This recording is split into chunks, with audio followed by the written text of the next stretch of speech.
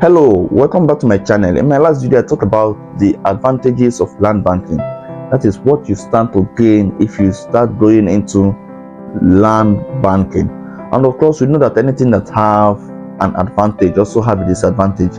We cannot deny that fact. Anything that have an advantage also have a disadvantage.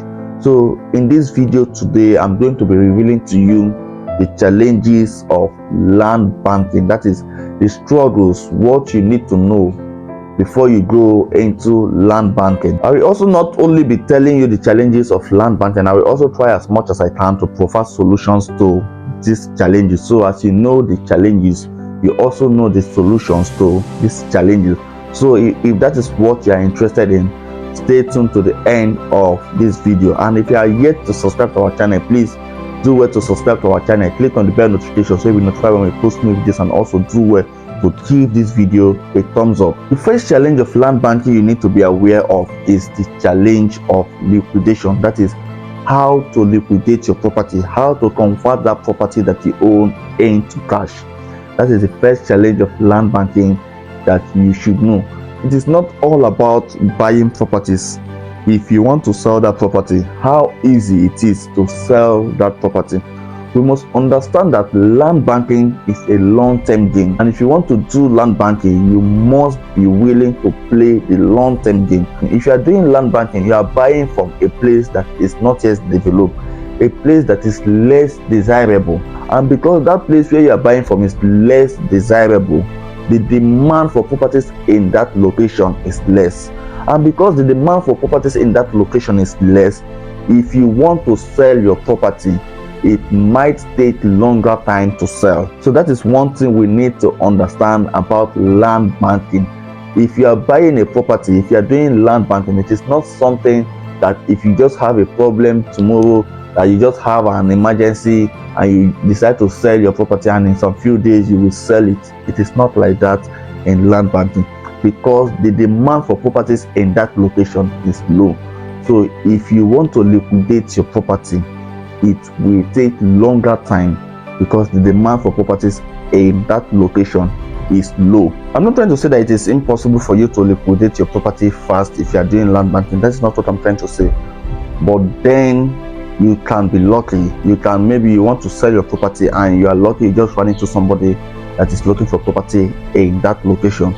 But the truth of the matter is that that is not always the case. You may want to sell your property, maybe you have a challenge and you want to sell your property, and you just tell one or two of your friends and they decide to help you by buying that property. But we should have it at the back of our mind that buying properties in places that are not so desirable, it is not too fast to liquidate. If you want to sell, it's not too fast to liquidate. So have that at the back of your mind. The next challenge of land banking is the challenge of insecurity, your personal security and the security of your property. Because most of these places where we do land banking, most of these rural areas where we do land banking, it is highly insecure. So your personal security is at risk, and also the security of your property is at risk. You might come there one day and you discover that someone have fenced your land, or you discover that someone have built a house on the land that you bought. So security is another big challenge when you are doing land banking. Stay tuned to the end of this video. I promise, just as I'm telling you the challenges, I will also provide solutions to these challenges. The next challenge of land banking is the government zoning regulation. Some of the places in the rural areas where you are going to buy land, it is important that you know that some of those places have been zoned for a purpose that is different from what you are buying from. It is important you know that some of the places you are buying, maybe to set up a commercial center in the future, have been completely zoned for agricultural purpose, and as such there are limitations on the kind of things you can do in that area. Some of the places have been zoned strictly for residential purpose, and you want to do agricultural stuff there, you are going to face some limitation in the future. So it is important you know the zoning regulation of a place you want to buy property from before you go ahead to buy there. The next challenge of land banking is inconsistent government policy. This is not actually a problem that is specific to land banking. This is a general problem to real estate.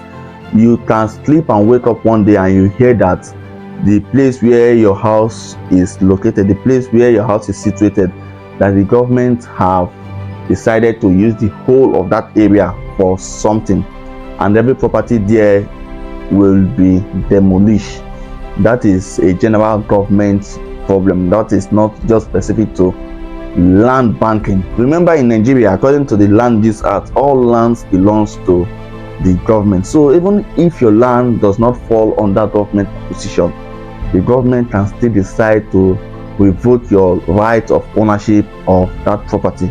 So you can just wake up one morning and you hear that the government have decided to use the whole of that area for something of which they are going to compensate the owners of properties in that location. So that is a general problem, not actually a problem that is specific to land banking. And as I promised earlier, I said that I'm going to be revealing to you the solutions to these problems. Of course, we know that there is a problem, but then how do we provide solution to these problems? The first challenge that I mentioned in this video is the inability to liquidate your assets quickly if maybe you have an emergency. Now, the solution to that is this: if you're buying a property, it is important you have at the back of your mind a time frame, like how long it is going to take before you can sell that property.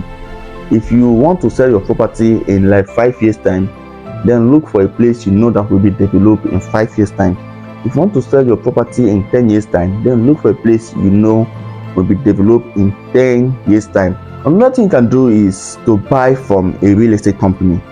Why? Because real estate companies, they have a lot of marketers, and maybe at the time when they are selling a particular estate, and maybe at some point the estate got sold out, there's a lot of people that after the estate got sold out, that they were interested in buying land in that particular estate, but as a result of the fact that the estate is sold out, they can no longer sell to those people. So those people will tell them that if in case anybody want to sell, please notify me. So if you buy from a real estate company, if maybe there's anybody that want to buy, that is willing to buy from that estate when the estate got sold out, and you tell them that you want to sell your land, the first thing they will do is to notify that person that want to buy from that estate before the estate got sold out. And apart from that, as a result of the fact that they have a lot of marketers, if you tell them that you want to sell your property, they will just inform their marketers that there's a plot in this estate that the owner wants to sell, and the marketers will market that property and they are going to get a buyer for you fast. Also, in some cases, the real estate company that you bought that property from, in some cases, if you give them a good offer, they might even be the one to buy the property from you, because they know that if they buy it from you, they can sell it off quickly. So in some cases, the real estate company that you are buying from will even be the one to buy from you if you want to sell that property. The second challenge which I mentioned is the challenge of insecurity. Now, to tackle that, it is important that if you want to buy property, you buy from a place that the government is going. Why? Because anywhere the government is going, they will also provide security in that place. So it is important you buy from a location that the government is going. If you buy from a location that the government is going, then you are sure of security. Let's for instance what happened in Abara Iche in Port Harcourt. As soon as the Rivers State University of Agriculture was built in Abara Iche, the day that university was commissioned, the government also flagged off a project opposite the university for a police station. So because the government is going there, they have to provide security for their project. The next thing you can do about the insecurity is to buy from a real estate company. Most real estate companies that knows what they are doing, they always go towards where the government is going to. They always go towards where the government is doing project. That is what most real estate companies are doing. And another thing is that if you buy from a reputable real estate company, you don't have to be worried whether your property is secured or not, whether someone is building on your property, because As long as you are buying from a real estate company, a reputable real estate company, even in the next 10 years, even if you didn't come to that place, your property will be intact, because nobody can build on that estate without the knowledge of the company. So it is impossible for someone to start building on your land when you are not there. Even if you are in the diaspora, if you buy from a reputable real estate company, they will protect your property even in your absence. Even if you are not there in the next 10 to 15 years, your property will be intact. So if you're buying from a reputable real estate company, you are doing yourself a lot good if you are doing land banking, because you don't have to be worried if your property is secured. The solution to the next problem that I mentioned, which is the zoning regulation, is to always go to the Ministry of Lands and the Office of the Surveyor General of a state to find out what the government have zoned a particular location where you want to buy property from.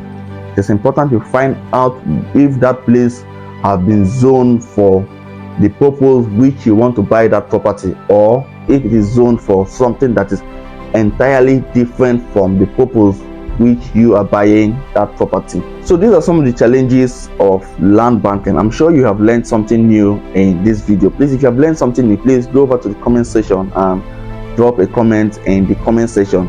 And if you have not subscribed to our channel, please go ahead, subscribe to our channel, click on the bell notification so you'll be notified when we post new videos, and also do well to give this video a thumbs up. Till I come your way next time, my name is Chris Asika.